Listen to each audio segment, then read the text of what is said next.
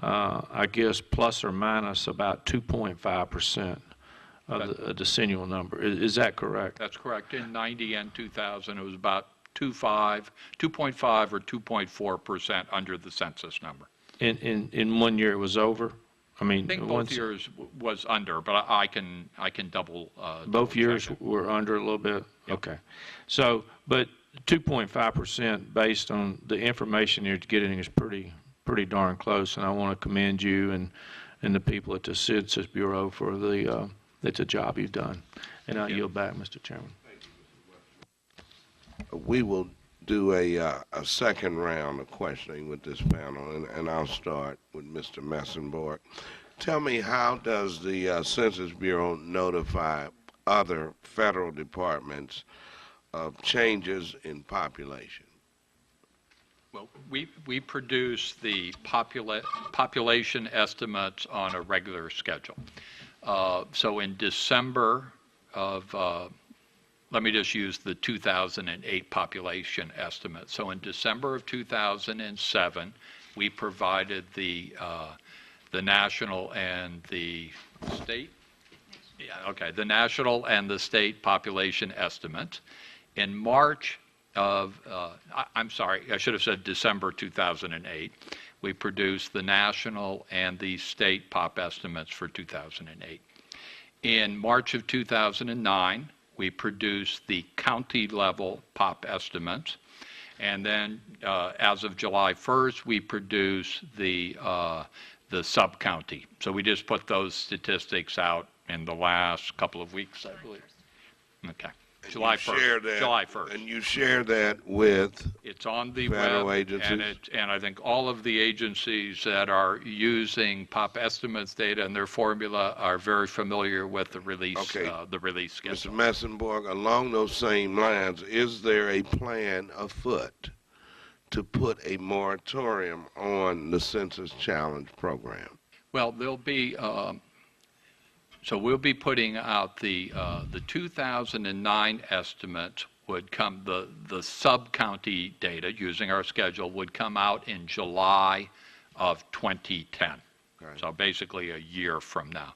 So we will put a moratorium on the 2009 challenges, because by the time we would evaluate and produce those data, information from the 2010 census will be produced at the state level at, no later than December 31st, 2010. So we're talking 6 months? Well, how long will the moratorium last? Yeah, let me be clear. So there will be no challenge process on the 2009 estimate, because by the time we would act on it, we will have better 2010 census data. Now, when we come to calendar year 2010, then we have the estimates from the decennial census. So we do not produce public estimates of the pop estimates for 2010. The census counts stand as the count. Thank you so much for that response. Let me go to Mr. Richardson. Mr. Richardson, I and many others have concerns about the design of formulas that correct the undercounts and results in an increased number in the population count, yet yields fewer monies to the municipality because of the increase. This is the result of applying a mechanism called a growth lag. The growth lag is to assist areas with stagnant population growth. Low-income areas normally have population growths, and wealthier areas tend to have less children and more stagnant growths. Can you show me where the benefit of having the growth lag applied to these undercounts counteracts the loss of funds in these poor areas that seemingly would need the funding more? I think that's an excellent point. The growth lag variable in the CDBG formula was developed in the 70s to try to address the needs of a lot of communities at that time that were facing significant population loss due to a number of factors. And the formula was put into statute and has not been changed. Now, HUD has done a number of studies looking at the different variables, including growth lag, and how well they target to need. And growth lag does have the problems you note. For communities that are relatively well-off communities that have had population that's stayed the same or gone down even because of smaller household sizes, they get substantial grants under the Community Development Block Grant Program, as do other communities that are seriously distressed. St. Louis, Detroit, Toledo get substantial amount of funding because they've lost population since 1960. So in the studies we've done, there are recommendations on how that could be fixed to make the formula so it doesn't create these anomalies and ensures that the money is directed to the communities that most need it. And as I noted earlier, President Obama in his 2010 budget proposal has indicated a desire to work with the Congress to try to make the changes to make this formula target better. Yeah, yes, and let's begin by you sharing those studies with the subcommittee. Absolutely. We'll provide you a copy of that study. In fact, I have one with me. I can leave that with your Thank staff. you so much. And I'll recognize my colleague from North Carolina, Mr. McHenry. Thank you, Mr. Chairman. Mr. Metzenborg, there's been some discussion about Hurricane Katrina, and that was a devastating, and still is a devastating event for the Gulf Coast and some parts of the Gulf Coast region still haven't recovered. And the chairman discussed the difficulties of the address canvassing there, but to look at how devastating that was, and it was obviously a horrible event for the people of the Gulf Coast, but to look at the data that the Census Bureau produced with, well, I've given you two tables, Table 1 and Table 2, that come from your Bureau, one about East Baton Rouge Parish, the other about Orleans Parish, New Orleans and Baton Rouge in essence. And these are your population estimates for those two counties. And you can see the massive loss of population in Orleans Parish and the uptick in East Baton Rouge. And it's, it's obvious to deduce that some moved to East Baton Rouge. In Table 2, you actually determine where people migrated from to. And so I also, if you could talk about a study by three people that work for you, Roger Johnson, Justin Bland, and Charles Coleman, who tracked the dislocation of people as they left the path of Katrina and the aftermath. Certainly. Well, of course, Katrina posed real challenges to the population estimate. So I talked about at the county level how we start with the Census 2000 births, deaths, and then use the tax records and the Medicare records to try to estimate migration. Well, one of the first things that happened post-Katrina is the IRS provided, I think it was a 6-month extension in terms of filing taxes. So it was clear we had to come up with a different way of tracking that migration. And what we did is we availed ourselves of the Postal Service National Change of Address record. So we identified all the housing units and the individuals pre-Katrina, and then using this postal change of address, we found out where they moved to. They not only moved, of course, within Louisiana, they moved to Houston, they moved to Atlanta, and the study you referred to, Congressman McHenry, basically shows large maps exactly where all of those people that we identified pre-Katrina, where they ended up.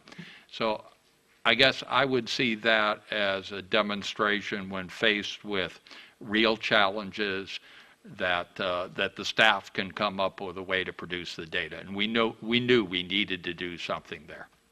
And so, what are there additional administrative data that you used aside from the Postal Service, or was that the crux of it here? It was primarily this national change of address record, and once we found out where the people had actually moved, then we could also leverage the other administrative record data. But the real challenge was to find out where they had migrated to from New Orleans. Okay, and that's the table 2, and I'm sorry we don't have it for the screens. Unfortunately, the screens are not working today. Yeah, But that's this one.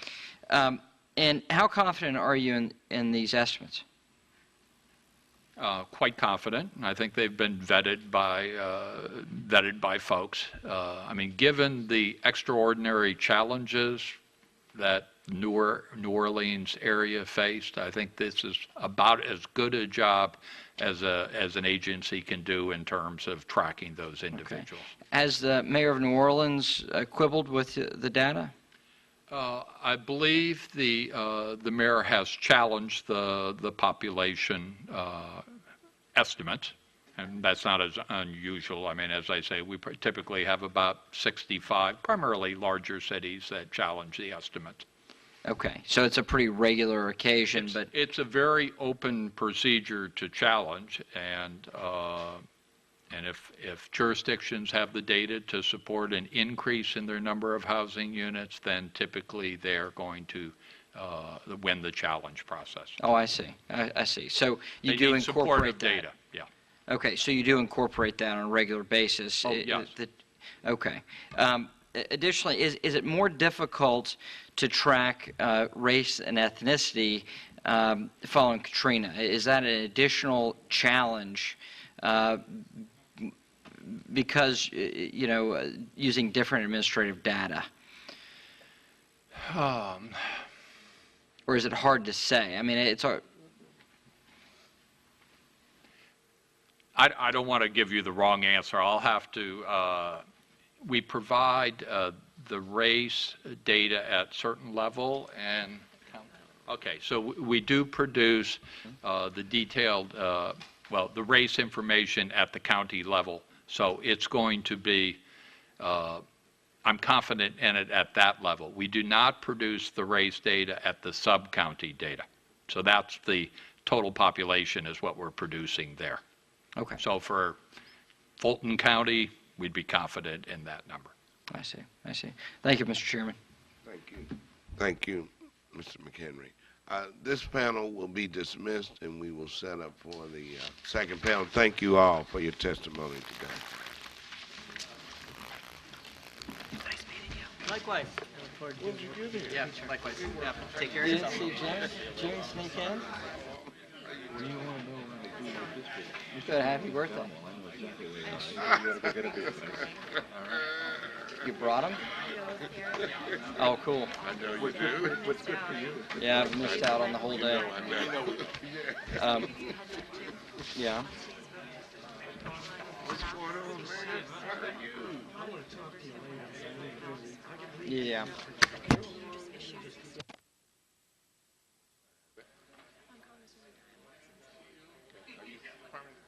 No, sir. I'm Dorothy Purdle. I'm an intern. Okay, right. My name is Frank Davis. Is she still in Longworth? I mean, in Ray? No. Is she still in Canton, or did she move over to Red? She's moved over to 2430. Okay, she was right down. Okay, we're in 2418 now, but she was right down the hall from us. Awesome. Okay, so where are you in school? I graduated from UCF. Okay. Okay, so are you going back to school, or are you going to work? I am. I'm actually from the district. You back home. Yeah, that's why I was listening quite intently to the discussion here about the census because we've been dealing with there for years, a couple people, but I'm actually going to the University of Michigan in Ann Arbor to the Ford School. Okay. A public policy. Yeah, my son was talking about you guys. That school up north, he goes to our state. I know I'm getting ready for all the battles. Big blue and all of this stuff. Michigan used to be my team. I had a son go to Ohio State. That's a cult. You can go. I know you can't. Oh, the Ohio State. Right. See what happened? I was nice the first year. So I bet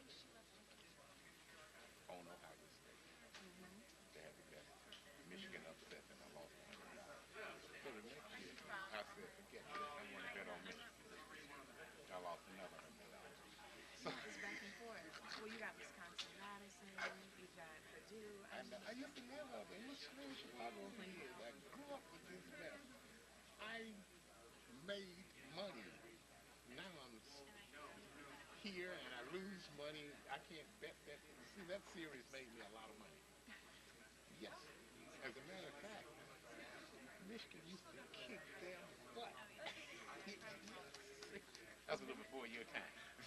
But it's been a rivalry for a long, long time. But when Bo Schembechler was at Michigan State, he had teams. As a matter of fact, they shouldn't have fired the coach. She's They probably fired 3 coming years back ago. that way, so don't put it Oh, away okay, yet. okay. Yeah, They got yeah. tired of winning 8 games. They wanted to win 11. They got tired of winning 8 and 9 games.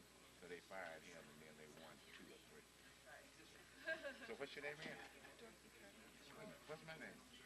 You didn't remember these, so I don't feel as bad now, because I'm bad with nothing. Frank Davis. Everybody calls me that. Frank Elder. Everybody calls me that. What school, where you go to school here? Here? I haven't been to school here. You said you're from D.C., right? From the 33rd district. Oh, I thought you said, okay, you said from the district. See, oh, from the District of Columbia. See, we that live here, when you said I'm from the district. Okay, I misunderstood. That's all right. Now, so, but once you said 33rd district, I said, oh, that district, that's right. Okay. Okay, now we're all right. I'm not keeping you from leaving. Oh, no, I'm just going to talk to my staff and see what you'd like for me to do. Okay. Go blue, you know. Listen to you. You're going to go blue. He went to UCLA last year. Blue, please. Thank you.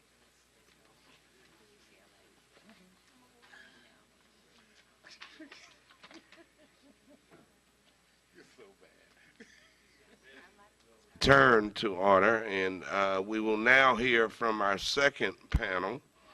Our first witness will be Mr. Carlton Finkbeiner, who is the mayor of Toledo, Ohio. As mayor of Toledo, he has helped bring new living opportunities in the downtown area. The mayor is also active in the U.S. Conference of Mayors and was a national chairman of Rebuild America. Thank you for being here, Mr. Mayor. Pleasure to be here, Mr. Chairman and members of the committee. Wait a minute. I'll recognize All right, you sir. in a minute. I need to swear everyone in. Next, we will hear from Mr. Robert Bowser, who is the mayor of the city of East Orange, New Jersey. Good to see you again, and welcome back.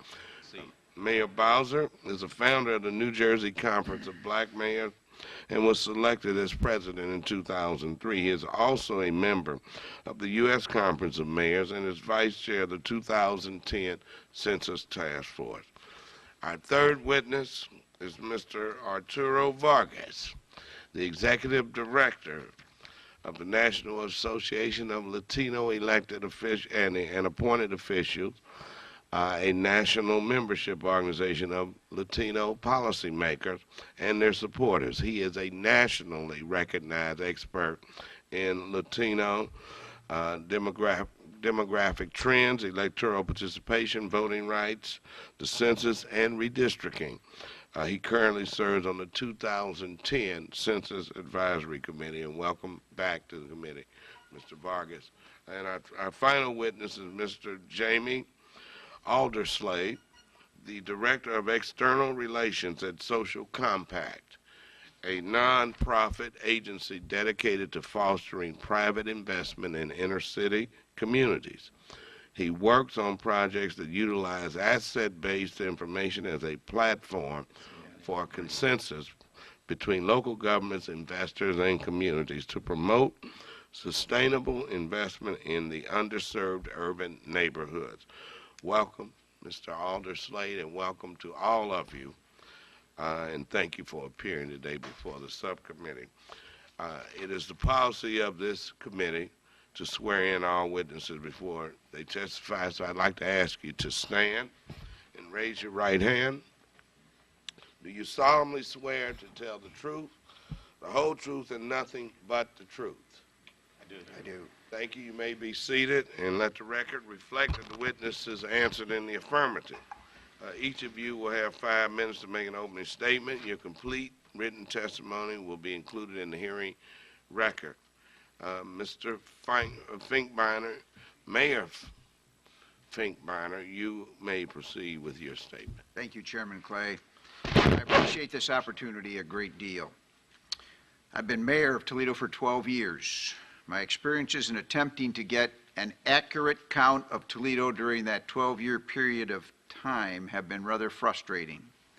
That is why we hired Social Compact on the recommendation of the mayor of Cincinnati, Mark Mallory, where Social Compact had helped them significantly.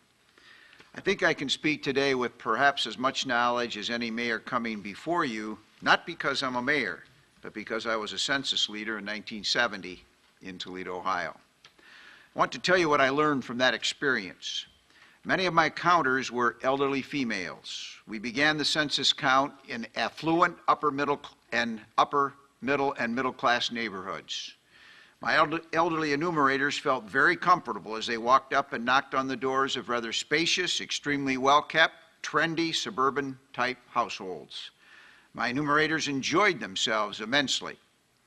As the weeks progressed and my enumerators completed their task in these middle-class neighborhoods, they methodically worked their way towards Central City, Toledo. As they did, their enthusiasm began to taper off. Their gusto for enumerating poor neighborhoods of significant diversity became really and readily apparent. With multiple-story apartment tenement buildings as part of their daily agenda, I began to lose my crew. Ultimately, of the 36 members of my staff that began, one remained to tackle Central City, Toledo neighborhoods. Even though others were brought on board, they did not have the same degree of training and enthusiasm my initial crews did. I began to worry about a serious undercounting of the poor, the disadvantaged, and men and women of color. In the 40 years that have gone by since, there are more poor people than ever living in the heart of our cities, including Toledo. Some are homeless men and women. Some are regular visitors at the shelters that provide food on a daily basis. Others have been released from mental hospitals and seek counseling and meds. These men and women cling to the heart of the city where assistance is available, and they are able to fit in, as opposed to looking extremely out of the normal in those suburban and middle-class enclaves I mentioned earlier. Fast forward to my 12 years as mayor. I asked my neighborhoods department staff to help me estimate how many Jane and John Does were being left uncounted. It is the John and Jane Does who need the help of the federal government, as well as state and local governments, 501c3s, and nonprofit agencies. If people that are not counted because the U.S. Census workers are tentative at best as they count the central city, marching door to door, apartment to apartment, homeless shelter to homeless shelter, how can we assure we are identifying all of our citizens? One thing I know for sure, there are more men and women living in mobile housing unit conditions in bleaker environments and in growing numbers today than back in 1970 when I had my experience. These men and women desperately need the help of our federal government and our federal agencies. Our responsibility is to find out how to get each and every one of these men and women counted by the U.S. Census. During the past few years, there have been numerous reports saying that the city of Toledo, as well as Lucas County, is losing population. In preparation for our 2010 census, the staff of the Toledo Plan Commission, at my direction and with the help of Social Compact, identified over 1,400 addresses previously not recorded on the U.S. Census Bureau's current address list. This confirmed my suspicion that there was a population undercount of housing units from 2000 to 2007 in the city of Toledo. In fact, the adjusted estimate meant that Toledo's population in 2007 was actually higher than in 2000, far from declining as had been consistently reported over several years. To the credit of the Department of Commerce and the U.S. Census Bureau, they acknowledged Toledo had a population of 316,851, some 21,822 more people than the U.S. Census Bureau's original 2000 population estimate. The date of that acknowledgement was January 9, 2009, and I attach a copy of the letter. Then, to my surprise, on June 2, 2009, I was sent a letter from HUD's Office of the Assistant Secretary for Community Planning and Development stating that as a result of Toledo's successful challenge, the city will actually be receiving $293,585 less in community development block grant funding in fiscal year 2009. A copy of that letter is also attached. CDBG entitlement community grants are a vital source of funding from HUD directly to Toledo. The ability to use the grants flexibly allows my administration the freedom to respond to the very specific housing and development needs of Toledo's low and moderate income communities. At a time when great efforts are being made to stimulate the economy, CDBG funding serves as a vitally important role in that endeavor.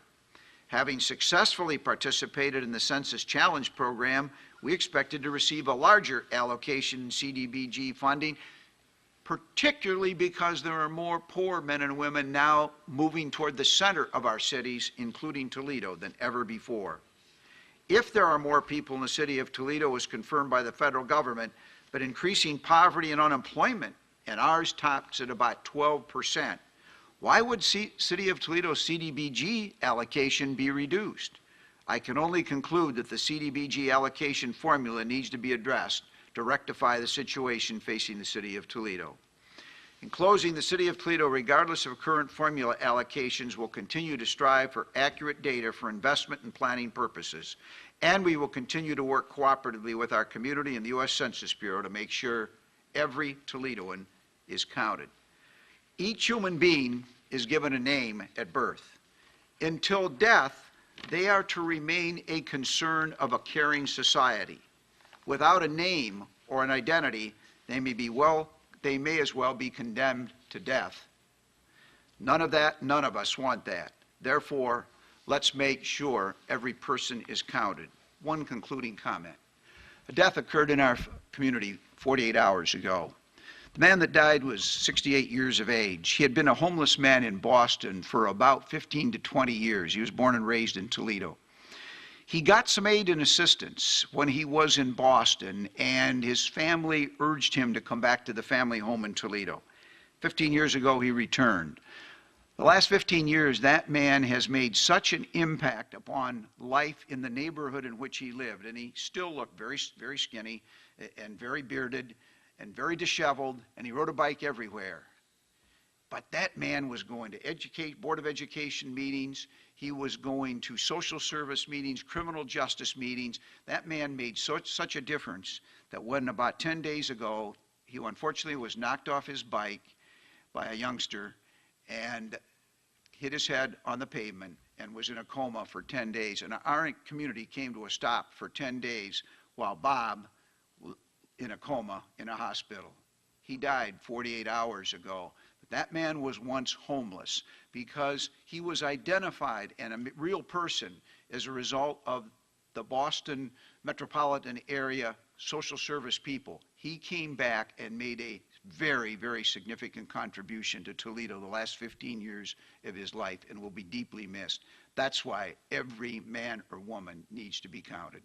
Thank you, Mr. Chairman. Thank you so much, Mr. Mayor, for your testimony. Mayor Bowser, you're recognized for 5 minutes. Good afternoon, Chairman Clay and Ranking Member McHenry and members of the subcommittee. I'm always glad to be in Washington to see where my money is going. Please make sure your microphone is on. Is it? Okay. On behalf of the City of East Orange, New Jersey, I urge all of our people to be counted in the 2010 census. Everyone's participation is vital to ensure our voices are heard in Congress. And a complete count also almost guarantees our community would get its fair share of federal dollars, which would make money for schools, hospitals, roads, and social services. This count includes the homeless, the legal, and the undocumented. We are all entitled to the same services provided within our city. It's easy important and safe to participate, and all of this information is confidential. To ensure a count in the City of East Orange, we plan to engage our community with a team of people, coordinators, leaders of various ethnic backgrounds who look like and speak the same language of the people we are counting. A complete and accurate count means a sustainable, better way of life for all people. Historically, in the City of East Orange, we believe that the last two census counts were seriously flawed, resulting in an undercount in excess of 12%. As a city, we rely on accurate population figures for all state, county, federal applications for grants and supplemental aid for many, if not all, programs. In this present economy, municipal government has to fight for and look for fiscal help wherever it is available. The census figures are the one common factor in all applications and the compelling argument for justification and need.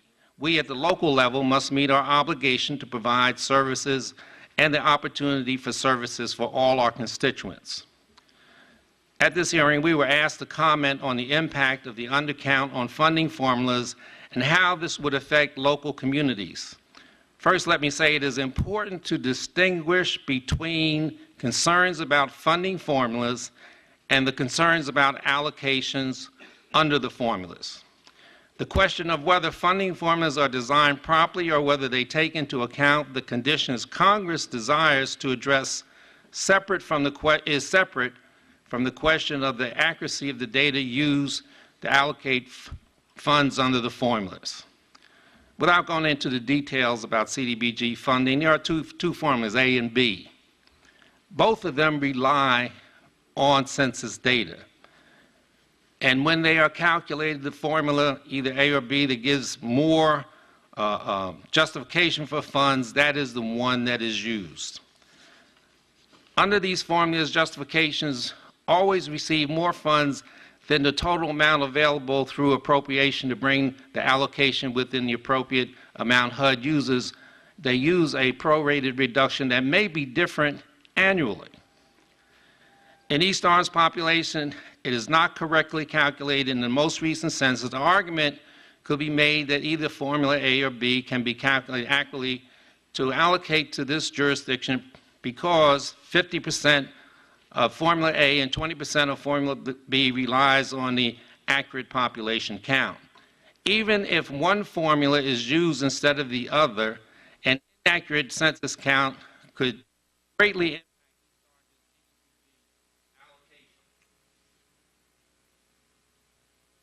because in East Orange we also have a high number of house rentals and apartment units.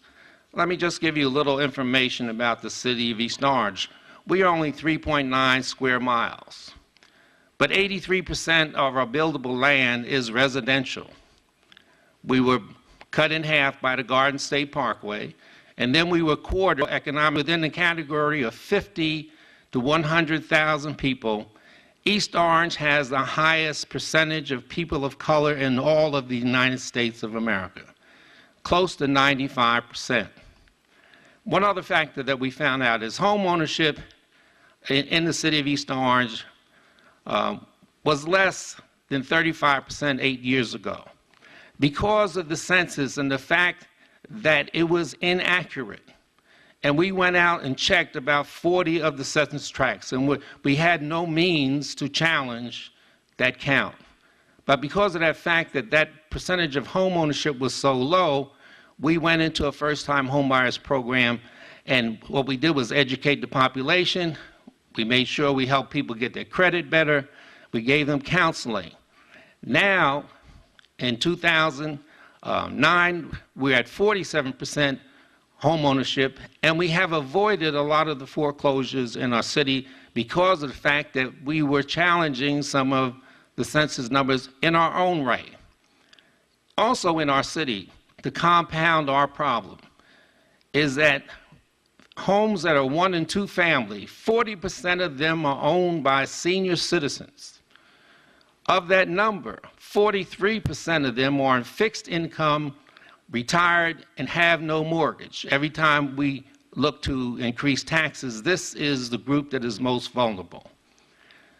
When you talk about undercounting, the historic fact is the factors that affect an undercount are people of color, low-income populations, immigrants with limited English proficiency, young people, and unemployed people. The city of Eastern Orange is in a lot of trouble because that fits our demographics right away.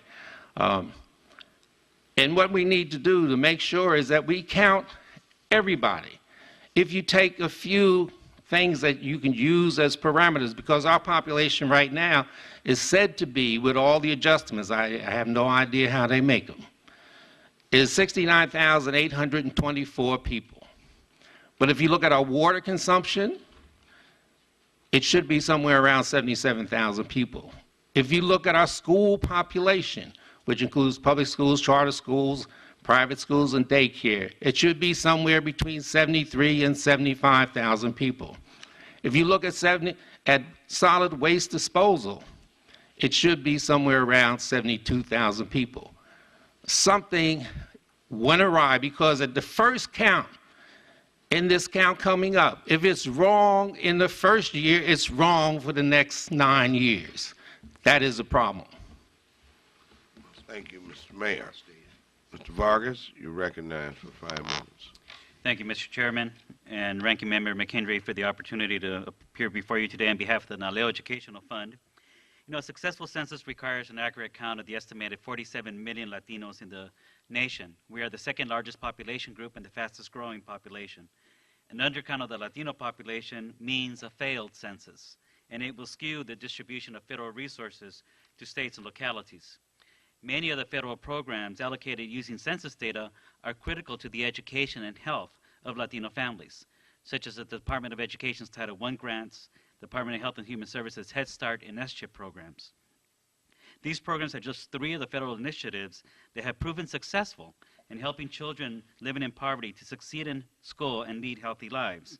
Without accurate 2010 census data, we will not be able to accurately assess the number of children in need nor allocate sufficient resources for them.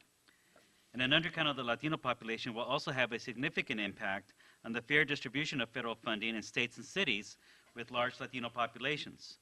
Nearly half of the nation's federal funding allocated using census data is distributed to 9 states where nearly 80% of the nation's Latinos reside. These amounts range from $3.5 billion for New Mexico to nearly $42 billion to California. In addition, $43 billion in federal funding that rely on census data, about 11% of the nation's total, is distributed to the 5 metro areas where 1 out of 4 Latinos live. Latino elected officials at the state and local levels know the harm caused by the undercount. And in my written testimony, we present 4 examples of elected officials around the country who are dealing with the problems caused by the undercount. These officials recommend changes to the Bureau's Census Challenge program to ensure that yearly population estimates are more accurate. The Latino elected officials we have surveyed recommend that the Bureau help jurisdictions to better understand the data and evidence required for a successful challenge and the criteria that the Bureau uses to accept challenges. So to help avoid an undercount and the harm that it brings, we offer the following recommendations for the 2010 census. First, Congress must provide the Census Bureau with sufficient funding to conduct the census. The House has approved census funding that is $206 million below the President's request. This seems to be the result of a misunderstanding between House appropriators and the Department of Commerce over certain carryover funds. The Senate Appropriations Committee has approved census funding at a level closer to the President's request. We urge the Senate to adopt the committee recommendation and urge appropriators to restore the $206 million in conference that appears to have been inadvertently cut by the House. Second, the U.S. Senate must expeditiously confirm the nomination of the Director of the Census Bureau. The delay on Dr. Grove's confirmation is impairing the ability of the Bureau to proceed on track. Third, the Census Bureau must implement a communications and outreach plan that takes into account the current economic and social realities.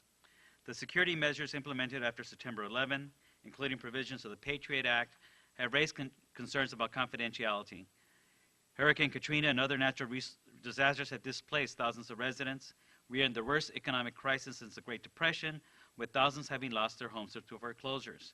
Millions are living disengaged from our country's civic life. The paid advertising campaign needs to reach these Americans. As a member of the Joint Advertising Advisory Review Panel, I joined with my fellow members in raising concerns about the proposed advertising campaign that was initially developed. We are heartened to see that the communications contractors have taken into consideration the views of the JARP and retooled the messaging of the campaign. Last week, we were presented with a plan that was much more cohesive, better promoted the confidentiality and safety of the census, and reflected the economic times. This retooled campaign will need further testing and refinement, and time is of the essence. We encourage Congress to continue its vigilance over this crucial component of the 2010 Communications Plan. In addition, the lack of an English language paid media strategy directed at Latinos is problematic. The Census Bureau will fail to reach a large segment of the hard-to-count population if it relies exclusively on Spanish language media to reach all Latinos. Special strategies will also be required to count immigrants because our nation's ongoing immigration policy debate has exacerbated their fear of contact with government agencies and have increased hate crimes. The Bureau must use strategies that overcome this distrust, and all public agencies must work to promote public confidence in the census. The Census Bureau must ensure that its 2010 workforce reflects the diversity of the nation's population, from its highest managerial positions to its field enumerators. Latinos are the most underrepresented segment of the Bureau's permanent workforce, comprising less than 6%.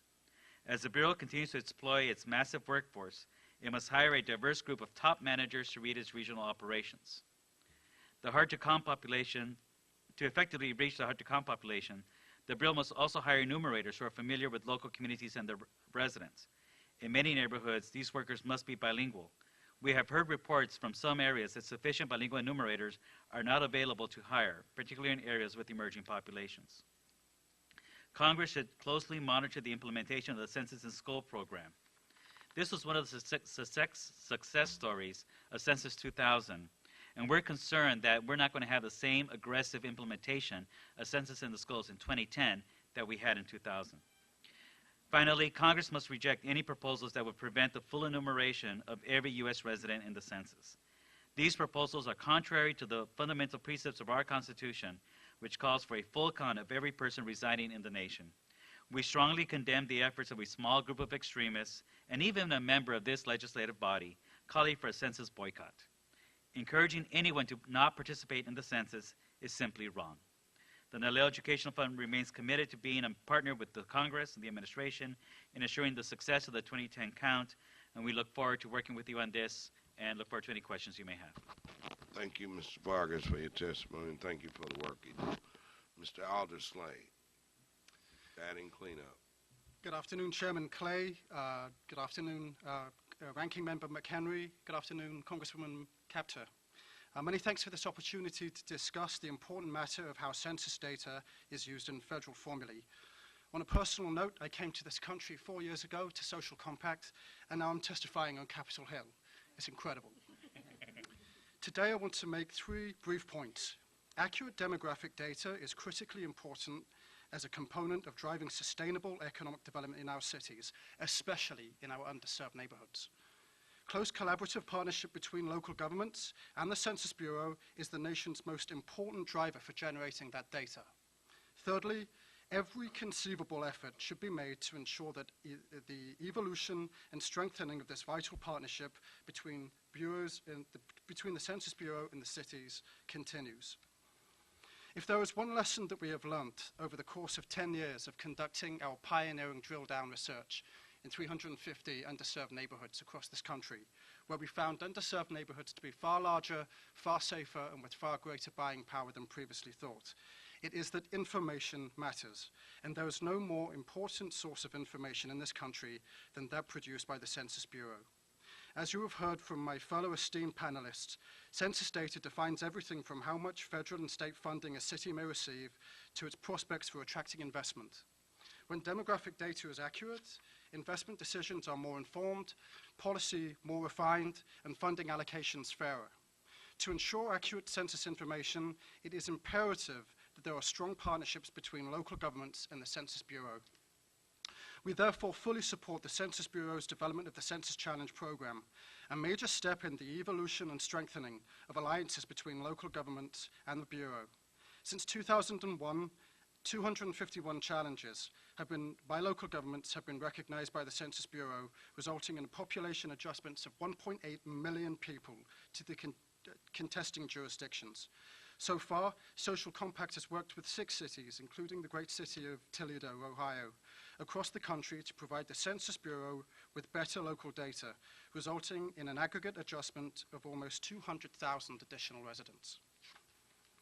The very existence of the Census Challenge Program, a program designed by the Census Bureau, and the City of Toledo's participation in that program is the clearest signal possible that both the Bureau and local governments are committed to building stronger alliances.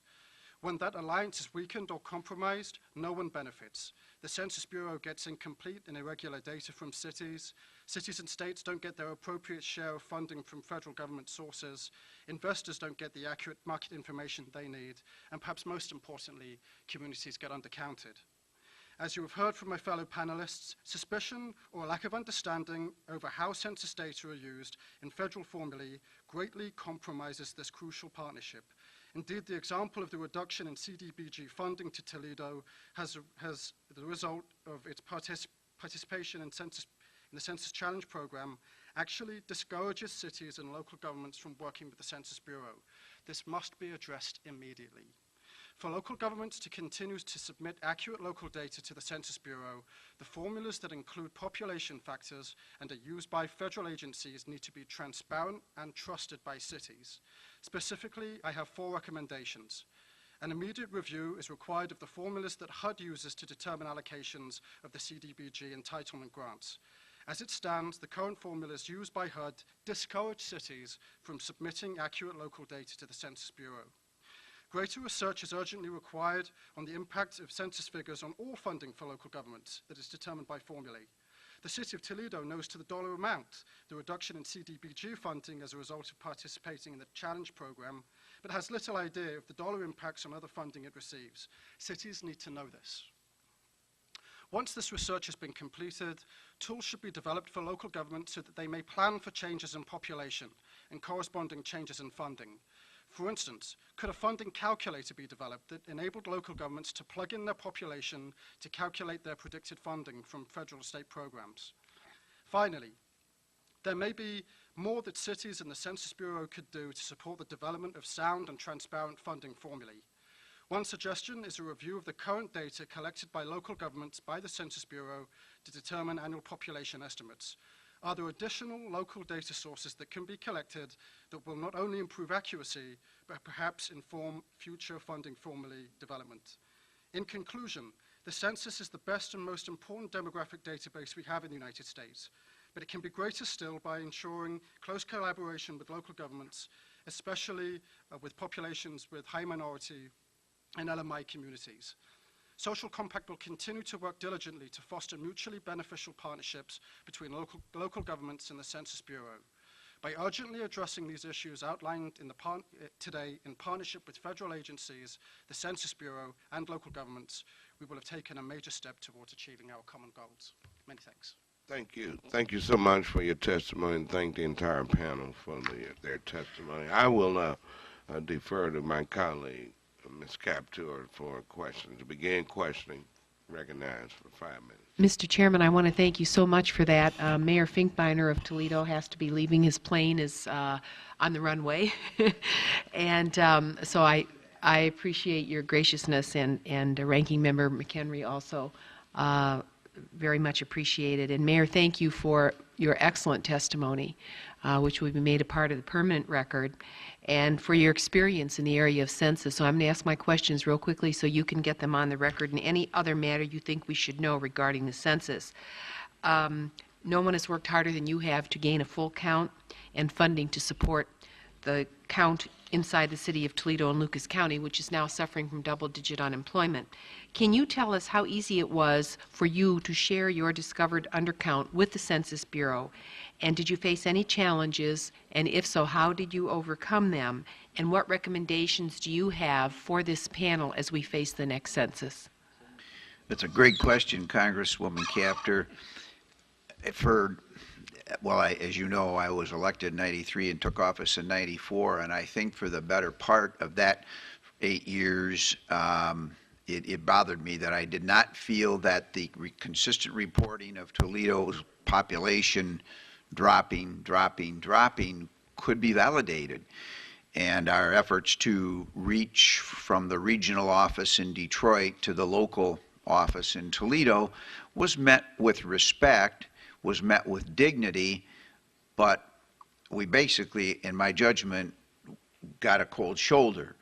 It was like, we know what we're doing, we're the professionals, and you're just like every other mayor in America. You think you have more people than we do. But having had that experience that I referred to in 1970, where I lost 35 out of 36 in my crew, and that was the trained crew. The people that were brought in behind him were nowhere near as well trained as that initial crew. I have had great concerns. When I learned that Cincinnati had gained over 20,000 people in population, I called Mark Mallory, the mayor, and Mark told me that he had done that only because he had felt the same frustration and inability to reach the census people as I had, and he said there's a firm social compact. They're very, very modest in what they charge you, and they helped me find 25,000 Cincinnatians. They actually then, the suburban communities plugged into it, and they actually found another 10,000 people in suburbia that were undercounted. So I think their total gain was 35,000, and that would be, I believe, Hamilton County. We got in touch with Social Compact, and they helped us know the formula. Boy, it was very quick. It was only a matter of probably 60 to 90 days that we felt we were in great position to claim there was approximately 22 or 23,000. And when it all came down, this is very interesting, Congressman, we were only off by 11. Really, the number we submitted was corrected by 11 persons by the U.S. Census Bureau. But then we get into this. That was the 2007 count. Now, just recently, they released the 2008 count, and they subtracted 2,500 people from us and didn't give us credit for the 22,600 people we had gained. So it's rather confusing. Then the letter saying we're going to have money subtracted. And the most important thing about this is, and I did listen to the explanations, Congresswoman, that were given, but it doesn't make sense when, if you think there's a recession going on in 48 states, come visit Michigan and Ohio, because there's a depression in Michigan and Ohio. 25% unemployment in Detroit, Michigan, 12.5% in Toledo. At the very same time, we're saying there's more people in Toledo, and we know a fair share of them are the socially disadvantaged and economically disadvantaged, because all the services are in the heart of our city, and our unemployment is 12.5%. And we have money pulled back from us. That just doesn't make any sense. So to answer your question very directly, I'm grateful for the recognition of the fact that there's 22,600 more Toledoans than thought, but I don't think I should have had to actually go and hire an agency to get that point across to the Census Bureau. I think the testimony of our mayor is very, very revealing, Mr. Chairman, and I know that what you've said will be taken into consideration. I don't know if we have representatives of the Census Bureau still in the audience. I hope we do. They're listening as well. They are here. And I thank the chairman for that, and Mayor Finkbeiner for your great leadership over so many years. Toughest job in America to be a mayor. I don't want to be, if you'll allow me to make one more word, but I think it's important, Chairman Clay, Congresswoman Capter, Congressman. God bless them. But did you note today that the leadership that spoke to you was all white? The largest group of uncounted men and women in America is not, I don't believe, the white population. I believe it is the African American, Hispanic, Latino, Asian population. People still fear people that are different than themselves. And we're getting over it. Slowly but surely, we are getting over it. But we're not there yet. And in the very heart of the cities is a significant proportion of your African American, Latino, Hispanic, Asian populations, and we can't have them undercounted. And the best way we can get them counted is to have people that are familiar with them doing the counting, not afraid to be in those tall tenement buildings or in the poorer neighborhoods. That is something that the U.S. Census Bureau needs to make a commitment to, in my judgment. I do have to catch that plane. The Census Bureau will not be Census Bureau will not be dismayed by that. Thank you, Mr. Chairman. Thank you very much, Congress members. This is a hugely important issue to this nation. Thank you too, Mr. Mayor, for your service to that to Toledo and the country. Thank you, sir. And we understand you are excused. Mr. McHenry, you're recognized for 5 minutes. Thank you, Chairman Clay, and thank you all for your testimony. I really appreciate you being here. I know it's been a long day with the votes and everything else, but thank you. Mr. Alder Slade, I'm having a hard time getting words out here. Can you provide just a sort of quick synopsis of what your organization does? Absolutely. We are a national non-for-profit organization based literally 10 blocks away from here, of business leaders committed to promoting investment in low and moderate income, usually minority communities. We, through our pioneering market analytic tool, something called the drill down, conduct market analysis in these typically undercounted, underserved communities to essentially make the business case for the first time. Usually these communities are defined by what's bad about them. We know to a science what's bad about these communities, but we have no narrative for what's good and what the market opportunities are. Without market opportunities, you don't get private sector investment. So we make the business case. We've done this in 350 underserved neighborhoods across 20 cities, including Washington, D.C.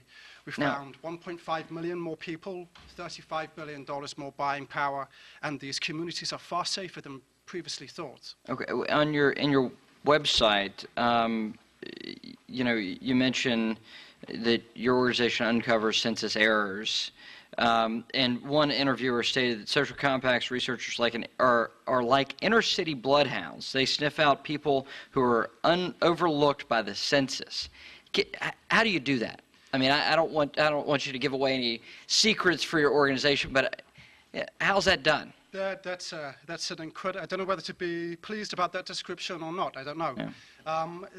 In terms, there are two things we do: the drill down, which is using public and private sector data. That's purely about making the business case and helping Mayor Finkbeiner and Mayor Mallory and all sorts of mayors make much more investment in information-oriented policy decisions in a bid to attract investment. In terms of the cities that we've helped and are currently helping now with census challenges, that methodology is defined by the Census Bureau. It's been around since 2001. Challenge is the wrong word. It sounds combative, but it's the name of the program, unfortunately. The Census Challenge program allows local governments to participate every year, just as New York City does, just as Toledo did last year, using defined methodology that was created by the Census Bureau, and it allows local governments to contribute construction data over the course of the last 10 years. What we found is that there have been some issues with it. In a sense, the existence of this program is fantastic. When cities are successful in their challenge, that really is it's no better signal that the Census Bureau and local governments can work together to produce accurate results. Do you use enumerators or do you use existing data? We use existing data. So when we did Toledo's, we used existing construction data that they had lying around their departments collected as a result of just being a city government. Is this an error, or is it a willful omission, or is it an error on the Census Bureau's part? No, it just needs some improvement. The acting census director is exactly right. There are 39,000 jurisdictions that can challenge, but we've only had 251 in the last 10 years. It's not that cities are happy with their estimates. It's that essentially every month the Census Bureau sends a construction form called the C404 form to 39,000 jurisdictions across the country, and they're meant to fill this out and send it back in. if you don't know what the value of that form is, if you don't know what the implications are for your funding or your investment prospects or the perception of your city, it either gets sent to the wrong person, or the mayor doesn't think it's important, or it just gets lost in the hundreds of thousands of things that cities have to do. So in a sense, what we're trying to do is correct that relationship, is to say to mayors, this information, if you work in partnership on an ongoing basis and provide the data locally that you need, that the census needs, will counter the need for census challenges going forward. The Census Challenge is a great program because it's a partnership branch given out by the Census Bureau to say that we will work with you. Yeah. Would you contend that the estimates, that the decennial enumeration is more accurate than the estimates? It's a tricky question. Our experience of, through the drill down work that we do, our experience of counting the populations in central city, minority, low and moderate income populations would suggest no, that it isn't. For those communities, it's still a challenge. We found in just 350 underserved communities, 1.5 million more people. But that's based off the estimates, correct? No, this is based off transactional data and well, no, I mean, you found extra people than the Census Bureau estimated were there in 2007, exactly. Correct? That's well, above what we found. That was based off of the population estimate of the census, not the actual enumeration. So no, that's based off the drill-down methodology, which uses administrative data and private sector data to build up a real-time population number. So just from our experience on the undercount in those communities, for the missed market, the enormous missed markets that we identify in low-income communities, the evidence would suggest that in low and moderate minority communities, the decennial count and estimates has a difficult job. Mr. Vargas, I appreciate your leadership within the Latino or Hispanic community to say participate. The Constitution is very clear about participation in the census, and it is who is here on census day. And I appreciate you being vocal about this. Within your testimony, what you said during your testimony is that you have concerns about a lack of an English-speaking media campaign towards the Hispanic community. Are there other recommendations specific like that you have for the Bureau? There are, sir, and thank you for that question. You know, as a member of the Joint Advertising Advisory Review Panel, I had an opportunity to see the initial creative that had been developed by the communications vendors, and I don't know if you got word, but we issued a vote of no confidence in the contractor's ability to carry out that campaign because the messages were not messages for 2010. They were messages for 1990. They were a feel-good campaign, come and join and participate. Well, people right now, it's hard to feel good when you're losing your homes, when you're losing your jobs. And we're thinking that the Bureau really needs to bring some sense of reality about how important the census is to help this country move forward. And that was the kind of messaging we think that can resonate, certainly within the Latino population. And with respect to language use, obviously to reach the immigrant population, it's absolutely critical to use Spanish language media. But many of the hard-to-count populations have been here 3-4 generations, and many of them may be living in poverty, feel marginalized from society, and they don't watch Spanish language media necessarily. They're watching English language media, and the Bureau, their effort is to say, well, we'll cover them with the Diverse America campaign. Our recommendation is, no, you have to talk to them specifically and overcome cynicism that it doesn't matter to be counted. You know, these are the kinds of folks who also believe that my vote doesn't count, no one cares what I have to say, I'm on the outs. That's the population that doesn't participate. And that's the population that we need to invest money in reaching.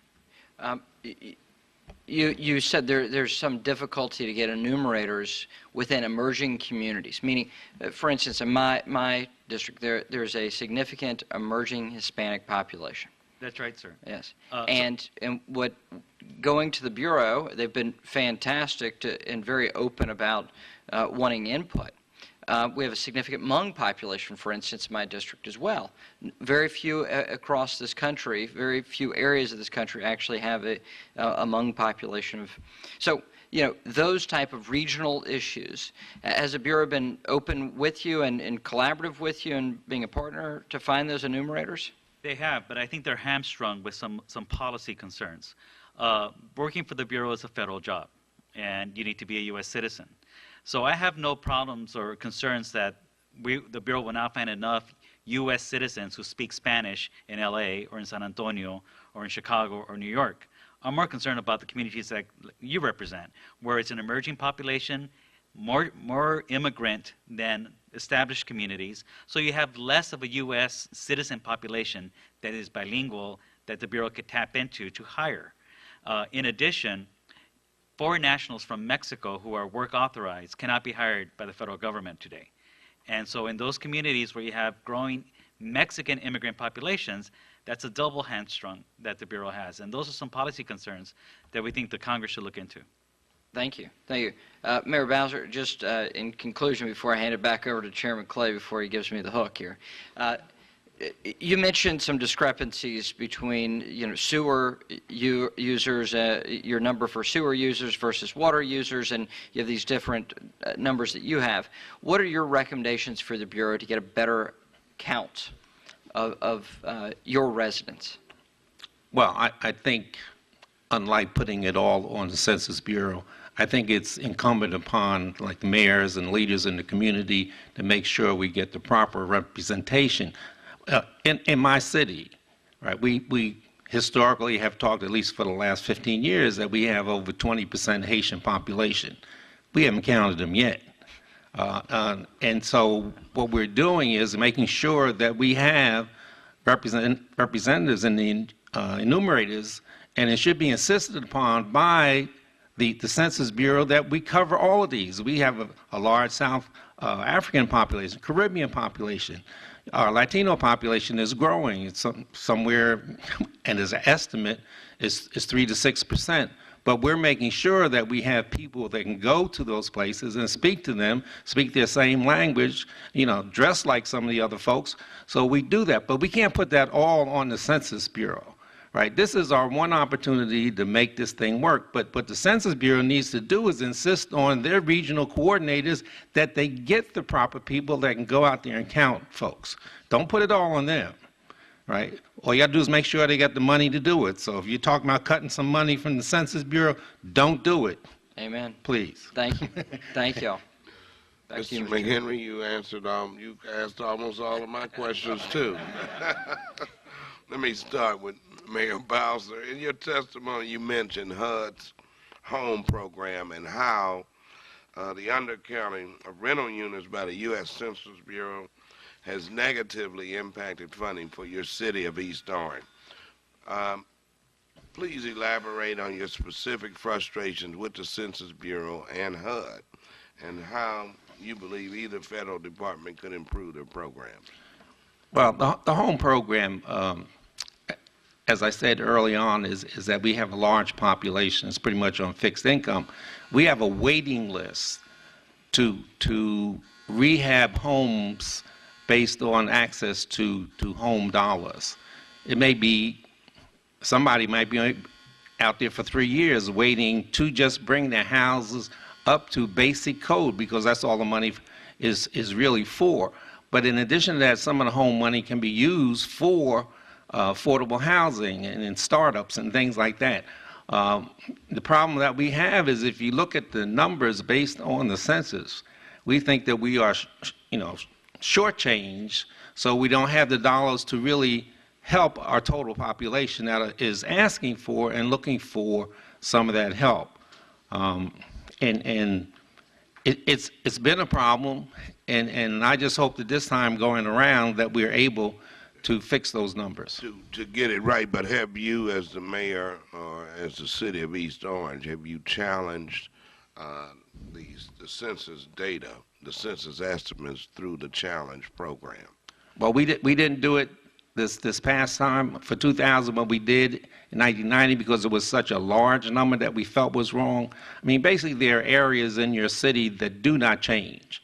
very stable families and homes. So what you need to do is put your effort into the areas that have the most problems that it's very difficult to get I into. hope you make acquaintance with Mr. Alder Slade today when this I got his meeting card, adjourns. sir. Very Yes. good.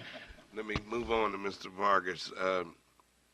Given that there is a historical undercount, do the yearly census estimates and the appeals and the adjustments from the estimates, does that adequately rectify the discrepancies in funding to local Latino communities that result from that undercount initially?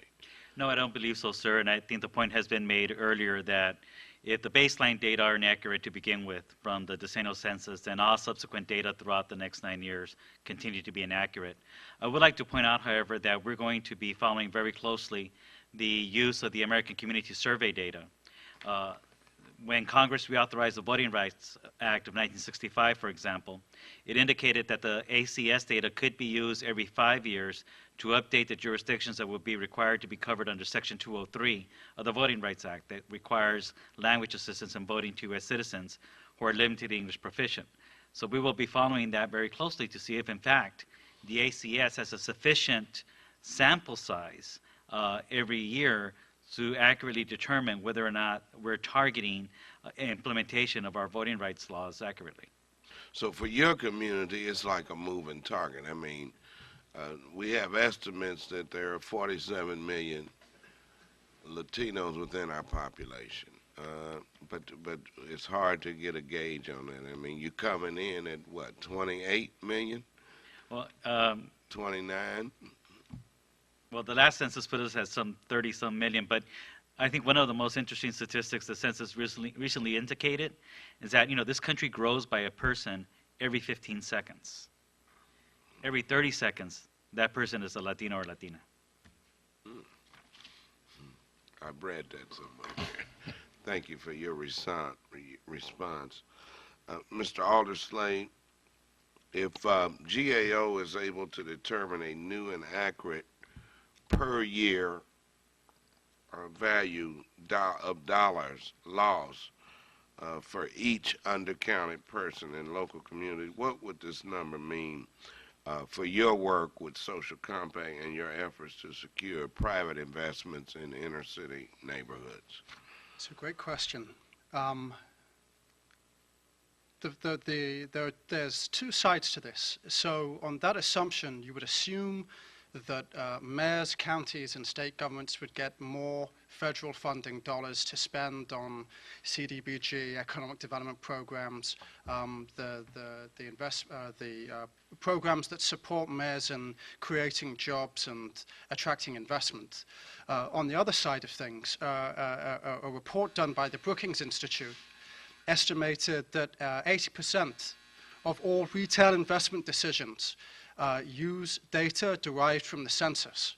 Now, over the course of the next 4 years, conservatively, even within the economic downturn that we're in, there are estimates that there will be $250 billion of commercial investment over the course of the next 4 years. So if you have accurate counts and an estimate, just as we found in New Orleans, 50,000 more people, 48,000 more added to Detroit's population, that's new markets for investors. That's new markets for retailers, new markets for banks. That changes the way mayors make decisions about economic development. Thank you so much for your response. Let me thank this panel for their responses.